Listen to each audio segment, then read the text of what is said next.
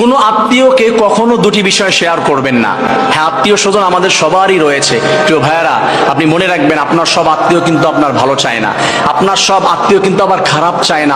আপনার এমন এমন আত্মীয় আছে যে আপনার খুবই কাছে থাকে, আপনার একেবারে নিকটবর্তী আত্মীয়, অথচ সে আপনার সব থেকে বড় শত্রু। আপনার চাচা আপনার সব থেকে বড় শত্রু, আপনার ভাতিজা আপনার সব থেকে বড় শত্রু।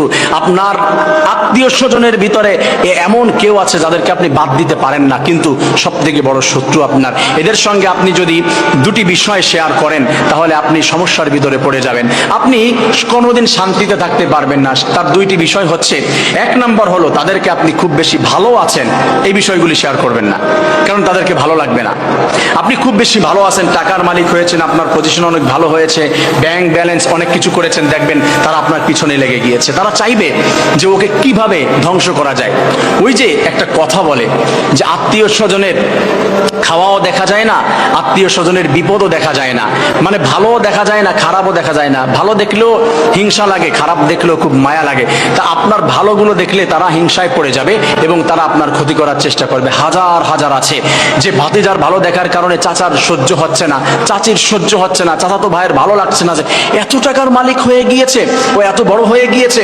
ইভেন আপনি ভালো জায়গায় বিবাহ হয়েছে, আপনার চাচার ভালো লাগতেছে না, অমকের মেয়ে এত ভালো জায়গায় বিবাহ দিয়েছে, কিভাবে সংসারটা ভাঙ্গা যায় এটা খোঁজার চেষ্টা করবে, এই খুদ ধরার চেষ্টা করবে।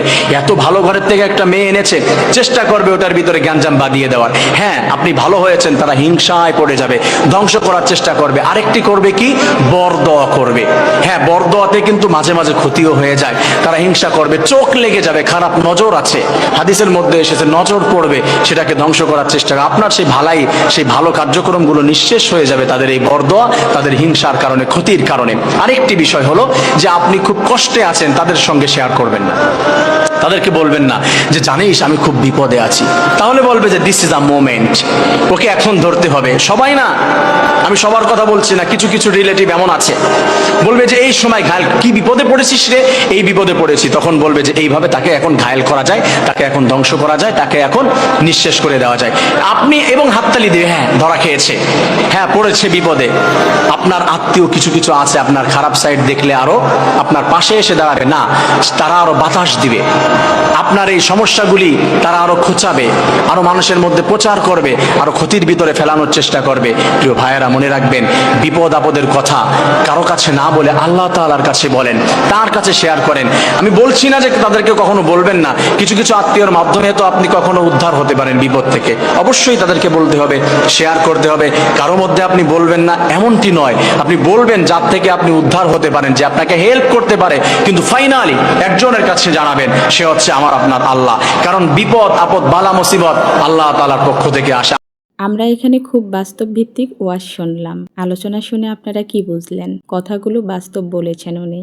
ওয়াজগুলোতে সত্যি অনেক বাস্তব কথাগুলোই তুলে ধরে এবং সবার সাথে মিলেও যায়। সবার বলবো না, অনেকের এরকম আপনজনেরাই কেন জানি আপনজনের ভালো আমরা সহ্য করতে পারি না। তবে আমি ব্যক্তিগতভাবে মনে করি, অন্যের ভালো দেখে যেদিন নিজের মনের ভিতরে আনন্দ অনুভূত হবে, তখনই প্রকৃত মনুষ্যত্বের বহিঃপ্রকাশ ঘটবে, আর সেটাই হওয়া উচিত। আমরা মানুষ তো বটেই, কিন্তু প্রকৃত মানুষ হয়ে উঠতে পারি না শুধু জেলাসির কারণে। অনেক আগের ভিডিও, তখন শীত ছিল, ভিডিওটি সব রেডি করা ছিল, দেওয়া হয়েছিল না।